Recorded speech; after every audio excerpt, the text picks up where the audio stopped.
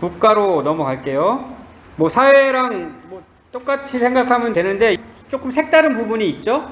국가의 정의를 처음에 이야기하고 있죠. 우리가 사회 시간에도 배운 것처럼 영토 얘기하고 있고 국민 얘기하고 있고 주권, 여기 통치권 이렇게 되어 있는데 국가 요소, 3요소 국가를 그렇게 설명을 하고 있습니다. 그런데 이 역시 국가도 누가 만들었다? 하나님께서 만드셨다.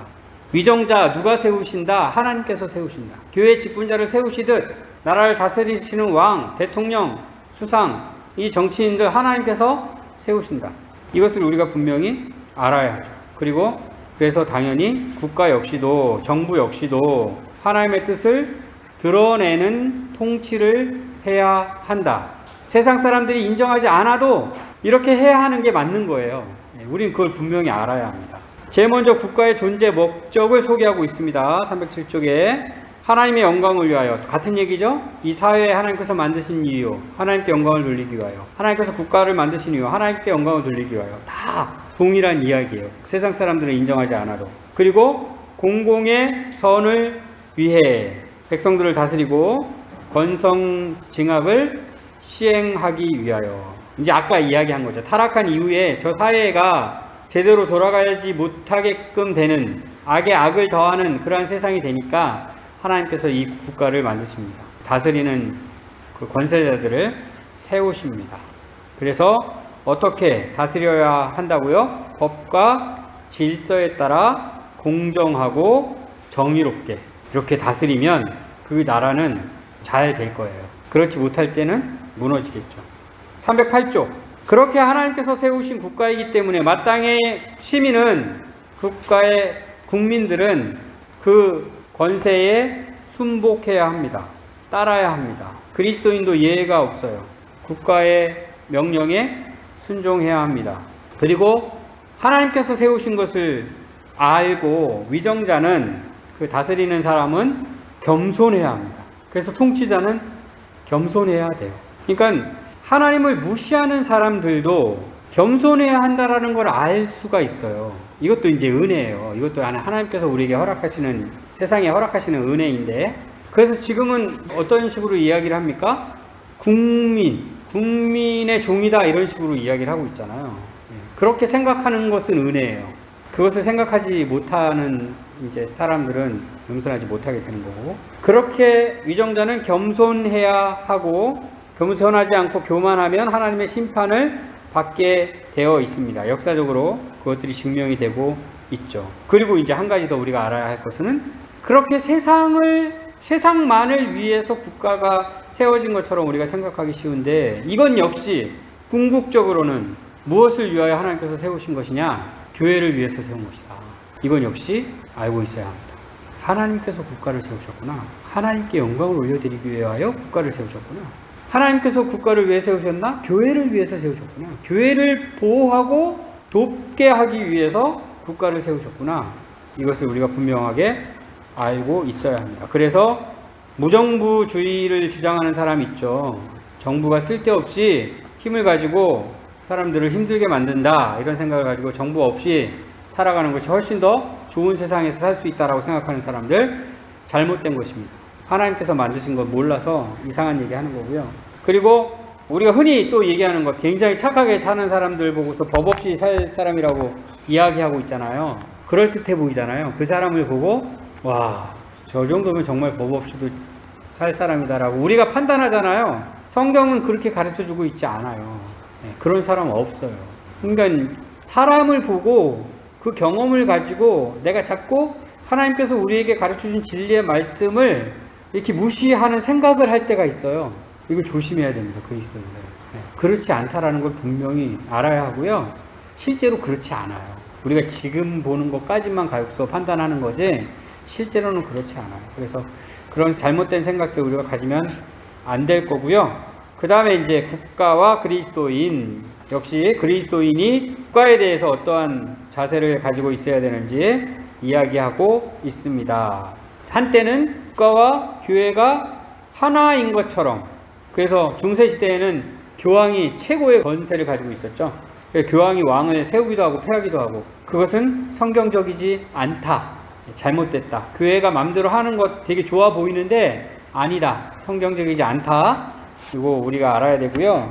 반대로 국가와 교회가 분리되어야 한다라고 이야기하는 사람도 있는데 이것도 역시 성경적이지 않아요. 아까 잠깐 소개했던 성속 이원론, 거룩한 것과 세속적인 것이 완전히 구별되어야 한다라고 생각하는 사람들이 이런 주장을 하는데 역시 잘못된 것이다. 이제 극단적인 신앙생활을 하려고 하는 사람들이 이런 분들이 있어요. 조심해야 합니다. 우리가 기본적으로 가지고 있는 생각은 두 왕국론 이 원리입니다. 하나님 나라와 이 세상 나라 두 나라가 있고요. 그리고 우리는 두 나라에서 살아요. 이 세상 나라에서도 살지만 또 하나님 나라에서 살아요. 이 세상 나라의 국민이지만 또 하나님 나라의 백성이에요. 요 두 왕국에서 우리가 같이 살고 있다라는 생각. 이것도 하나님 나라를 말씀을 전할 때 이제 들으셨을 텐데 바로 그 이야기입니다. 그래서 세상 나라 역시도 하나님께서 만드셨다라는 것을 우리가 생각하고 하나님의 뜻에 따라 그 나라가 잘 돌아가게끔 우리가 해야 돼요. 그래서 정상적인 나라의 명령 이런 것들은 그대로 다 순종할 수 있어야 되고 또 그 안에서 살면서 하나님 나라의 백성으로 하나님의 뜻에 따라 살아가는 우리의 삶이 되어야 합니다. 국가의 명령을 따를 때 무엇을 위해서 따라야 하느냐? 경건과 정의와 평화를 유지하기 위한 목적으로 이렇게 소개가 되어 있습니다. 지금 우리나라 이제 대통령 선거하고 있는데 새로운 대통령 뽑으면 어떤 나라를 만들 것이냐, 정의로운 나라, 공정한 나라 이런 이야기 하잖아요. 굉장히 불공정했다는 얘기죠, 이전에. 역시 그것 하나님께서 기뻐하시는 뜻입니다. 그것을 온전히 제대로 하지 못해서 문제인데 하나님의 뜻대로 그렇게 되어야 하는 것 맞습니다. 그것을 위하여 우리가 또 나라의 명령에 따를 수 있어야 돼요. 그리고 그것들을 통하여 결국은 아까도 말씀드린 것처럼 그것이 교회를 보호합니다. 그런데 이제 무속이 판친다. 그리고 이단이 판친다. 지금 그 얘기가 좀 많이 나오잖아요. 국가가 헷가닥하면 이단을 보호하는 거죠. 참 교회와 이단을 구별하지 못하고 이걸 똑같은 교회라고 생각하고 이단을 보호함으로 인하여 오히려 교회를 보호하지 못하는 일을 만약에 국가가 한다면 그건 제대로 하지 못하는 거예요. 국가가. 그런 것들을 우리가 분별하면서 볼 수 있어야 합니다. 교회에 대한 국가의 의무 말씀드렸죠. 교회를 보호하는 것이 국가의 의무입니다. 그래서 교회의 독립적인 사안에 대해서는 간섭하거나 개입할 수 없다. 이게 문제가 이것을 국가가 잘 사실은 할 수 있어요. 간섭 안 하거든요. 지금 나라에 문제가 있는 건 아닌 것 같아요. 문제는 어디에 있어요? 교회에 문제가 있죠. 교회 스스로 교회의 권세를 가지고 교회가 다스려져야 하는데 그걸 제대로 하지 못하니까 자꾸 국가에다가 우리 지금 재판해 주세요. 지금 이런 일이 자꾸 생기는 거잖아. 이거 지금 교회가 굉장히 잘못하고 있는 거예요. 거꾸로 만약에 교회는 전혀 그럴 생각이었는데 국가가 그렇게 하고 있다. 그럼 국가가 엄청나게 잘못하는 건데 지금은 교회가 너무 많은 잘못을 하고 있어요. 오히려 국가가 자꾸 개입을 하게끔 만들어요. 역시 우리가 회개해야 할 내용입니다. 한국교회가 회개해야 할 내용입니다. 교회가 자꾸 이렇게 되게끔 만들어서는 안 됩니다. 오히려 국가는 간섭하지 않고 개입하지 않고 오히려 예배를 하나님께 잘 드릴 수 있게끔 돕는 역할, 그 역할을 감당하는 것이 국가의 의무다. 이렇게 소개하고 있고요. 312쪽에는 이런 표현까지 있어요. 하나님 나라를 섬기기 위해 존재하는 국가다. 하나님 나라. 보이지 않잖아요. 보이지 않는 하나님 나라를 섬기기 위해 존재하는 국가다. 이것을 그들은 잘 모를 수 있고요. 그들은 무시할 수 있는데 우리는 분명히 알아요. 국가를 바라볼 때 이것을 분명히 우리는 알고 있어야 되고 기회가 됐을 때마다 얘기할 수 있어요. 못 알아들어도 이야기할 수 있어야 되고 그리고 그 결과들이 나올 수 있게끔 해야 돼요.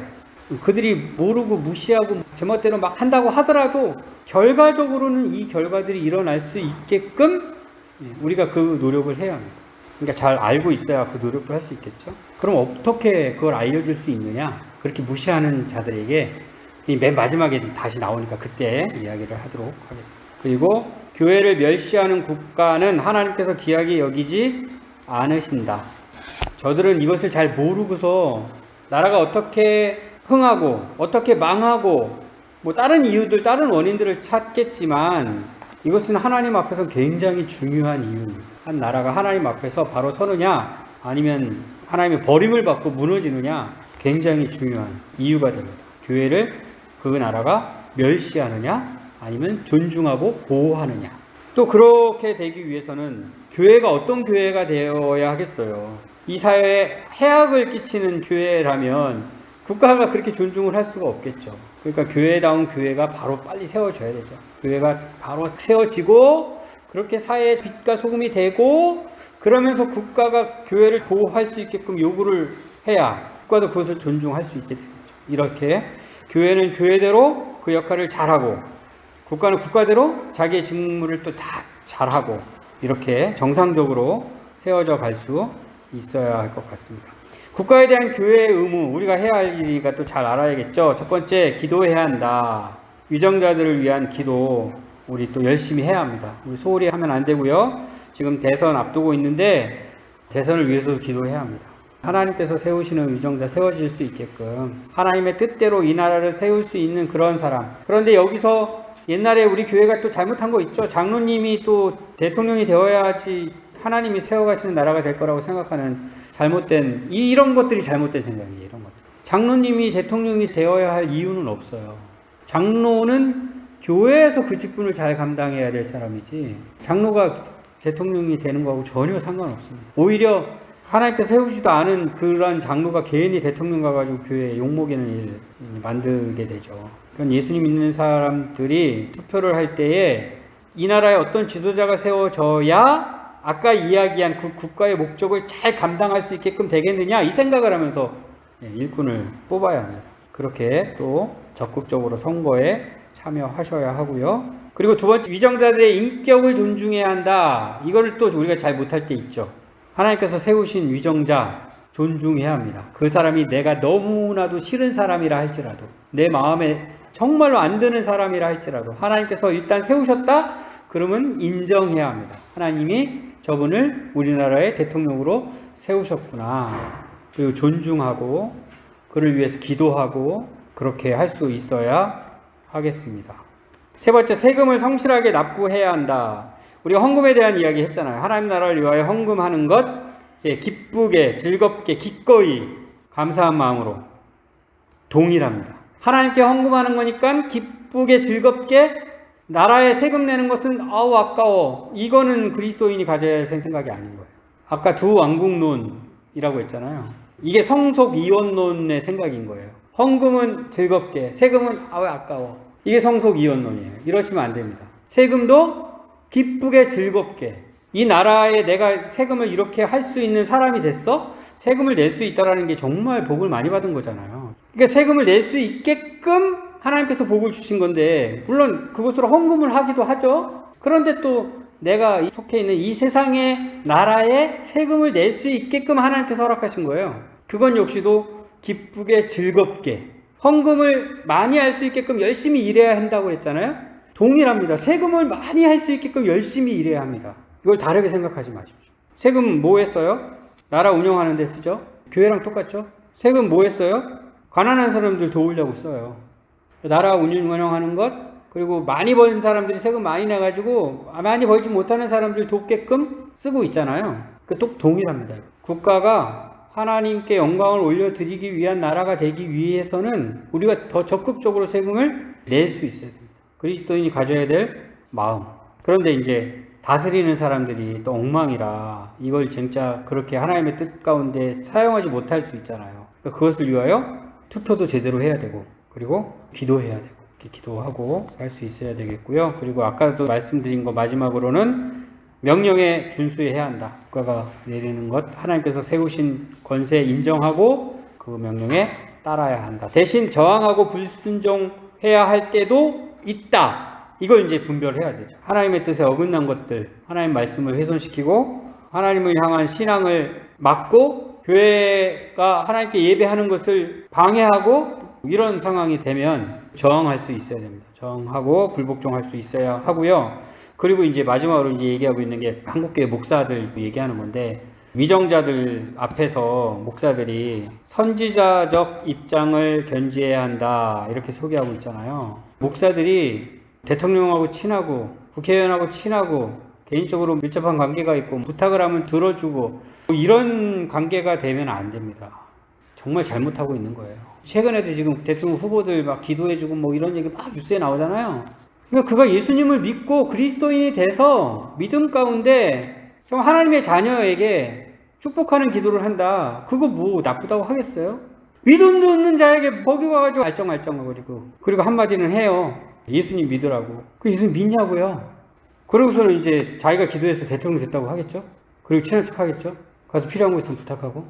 너무나 잘못된 거죠.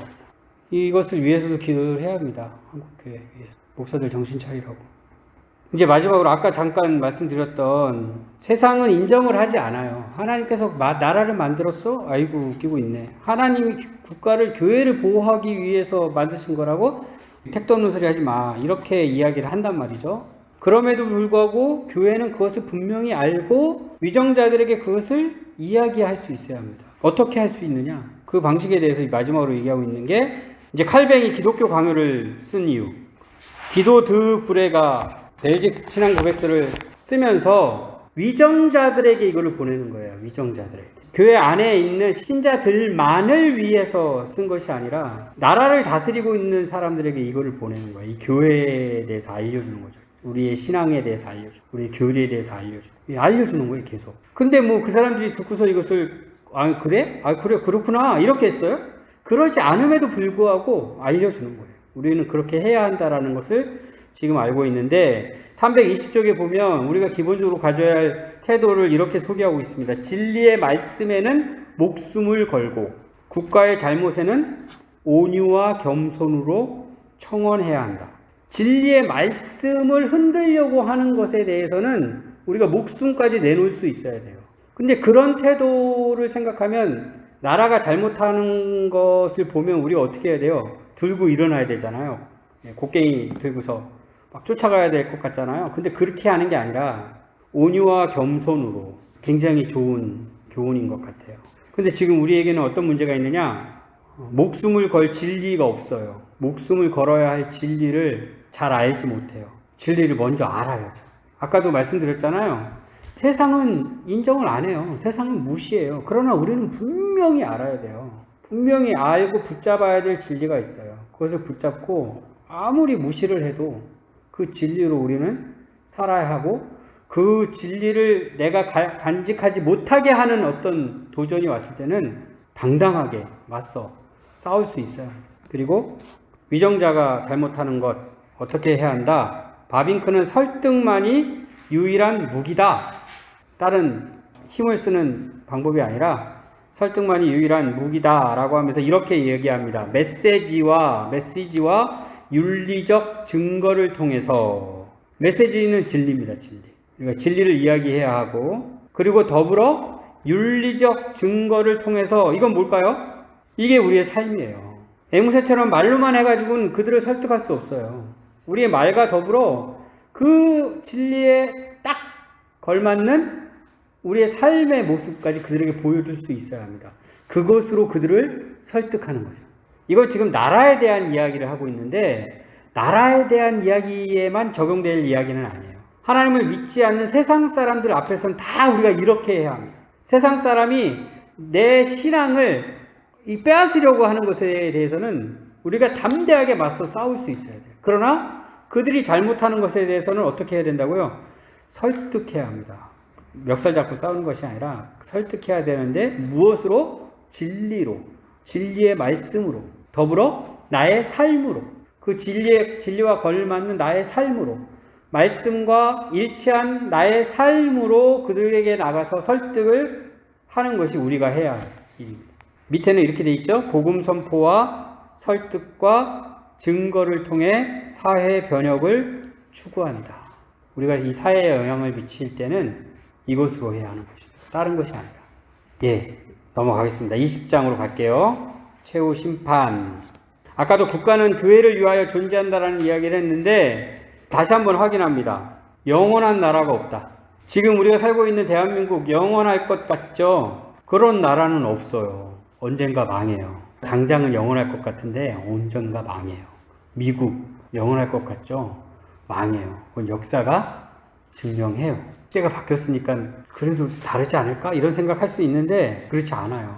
물론 모르죠 또. 그 전에 예수님이 오시면 그건 끝이니까. 어쨌든 그것도 영원하지 않은 거니까 영원하지 않아요. 그것으로 국가는 교회를 위하여 존재하는 것이다. 이걸 확인할 수 있는데 그러나 교회는 영원하죠. 국가는 무너져도 교회는 무너지지 않죠. 그것이 국가와 교회와의 차이인데 그렇게 나라들이 계속 무너지면서 우리는 어디를 향해 흘러가고 있다. 종말의 때를 향해 흘러가고 있다. 최후의 심판이 있다. 우리는 이것을 믿습니다. 주님이 정하신 때가 이르는 날, 종말은 초림과 재림 사이.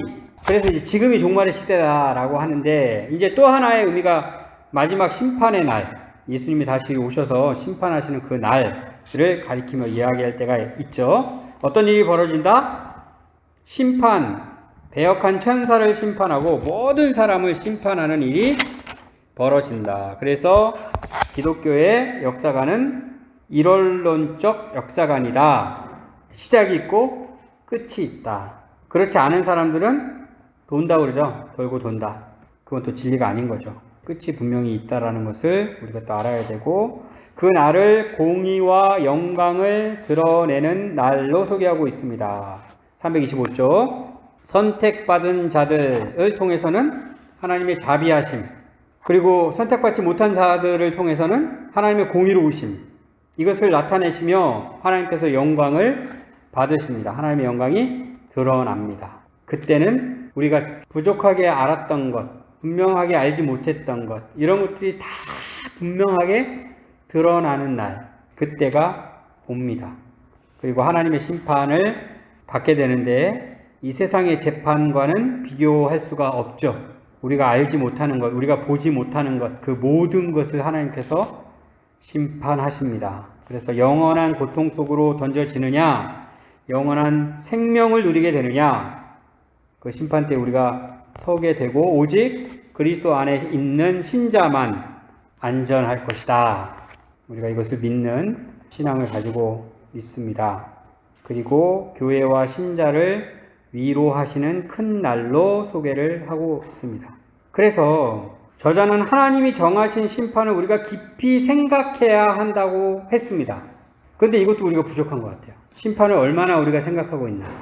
그 생각할 뿐만 아니라 그것을 전하고 가르쳐야 한다라고 얘기하고 있는데 전하고 가르치는 것은 전혀 안 하는 것 같아요. 저 자신도.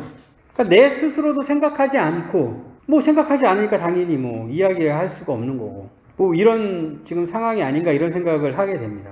그런데 이 날이 신자와 교회를 위로하기 위한 목적을 가지고 있대요. 생각을 해야 하는 거죠. 우리를 위한 날인데 우리를 위한 날이기 때문에 우리는 그날이 빨리 오기를 바라는 마음이 있어야 되는데 실상은 아직은 오면 안 된다라는 생각 조금은 더 있다 와야 된다는 생각 아니면은 이 땅에서의 죽음 이전에는 오면 안 된다는 생각 이런 생각을 우리가 할 수도 있는 거죠. 지금 우리가 너무 편한 거예요. 우리 삶이 예수님을 믿지 않는 사람들은 굉장히 괴로운 일이 생길 때 죽고 싶다 그러잖아요.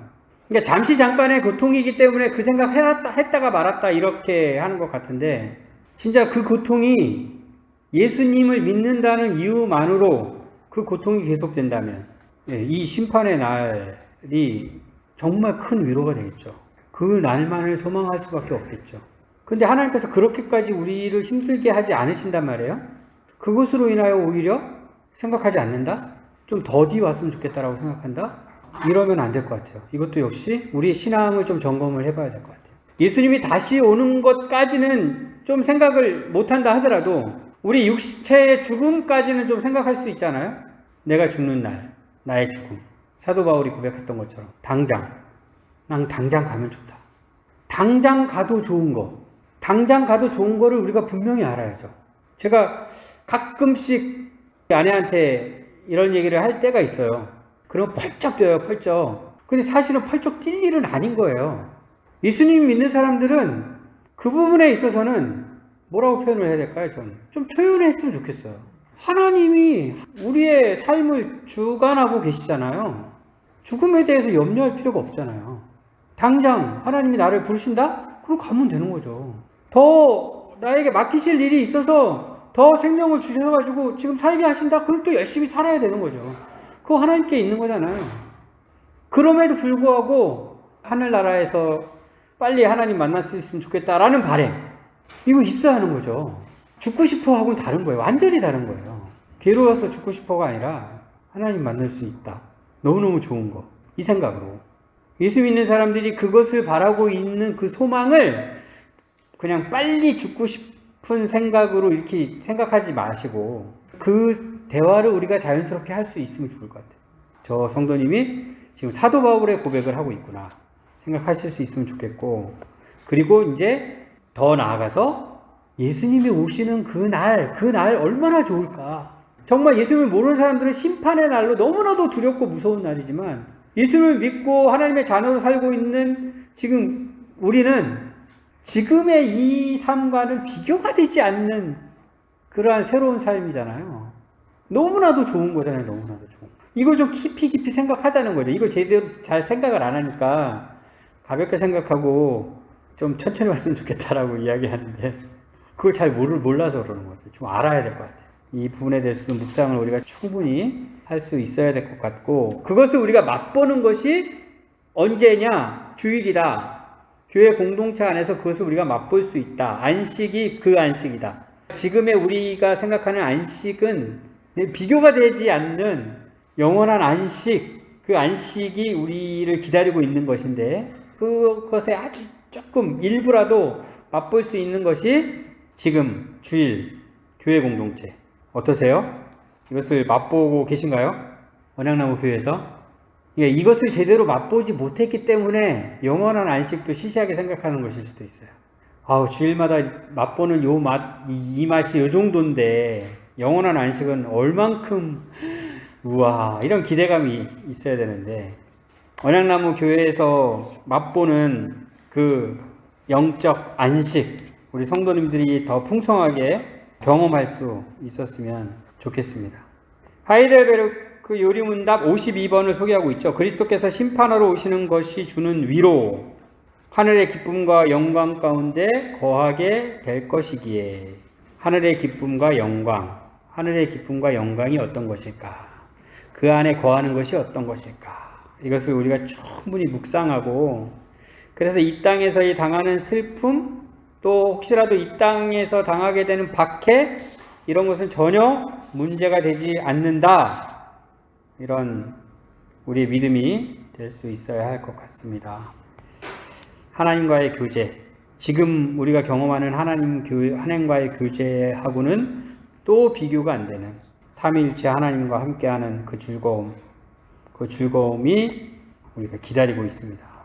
기대하고 있어야 될 것 같고요. 331쪽 마지막 이 말씀을 소개하죠. 아멘 주 예수여 오시옵소서 마라나타. 이 고백, 이 찬양을 할 때마다 마음속 깊은 곳에서 그 간절한 소망이 나와야 하는데, 진실된 마음으로 정말 그날을 기다리며 찬양을 할 수 있는 우리가 될 수 있었으면 좋겠습니다. 20장까지 마쳤고요. 이제 에필로그에서 다시 한번 정리해주고 있죠. 우리가 성경을 통해서 또 개옥파 신조를 통해서 교회가 무엇인지 확인을 했고요. 교회의 본질은 숫자가 아니라 거룩과 경건이다. 본질이 회복되고 순수한 복음, 십자가의 복음이 회복되어야 한다. 이제는 언약나무 교회 성도님들은 이 생각으로 하나가 될 수 있었으면 좋겠습니다. 그리고 그 책임이 당에 있다고 했어요. 목사가 또 장로가 직무를 충실하게 이행하면서 교회가 그렇게 세워져 갈 수 있어야 하고요. 이제 우리에게도 문제는 있죠. 이 책에서도 시급한 문제는 교회 안에 불신자, 이 문제가 있습니다. 우리 교회 안에 불신자. 우리가 표면적으로는 다 예수님을 믿고 그리스도인이고 하나님의 자녀이고 당연히 그렇게 알고 있고, 그런데 실질적으로는 예수님을 나의 주로 모시고 살지 못하는 그러한 상황 가운데 있는 성도님이 있을 수 있어요. 그러면 그게 제일 급한 문제죠. 목사로서도 어떻게 해결해야 되는지 집중해야 하는 문제일 수 있죠. 책임져야 하는.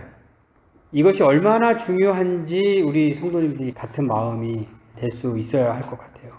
예를 들어서 가족 가운데 그런 연약한 부분들이 보이게 되면 같이 또 소통해서 함께 기도하고 또 인도하고 할 수 있게끔 우리 교회가 세워져 갈 수 있으면 좋겠습니다. 그리고 이제 마지막에 이야기하고 있죠. 언덕 위의 도성으로서의 교회. 세상의 빛이죠. 오늘 아까 읽은 말씀입니다.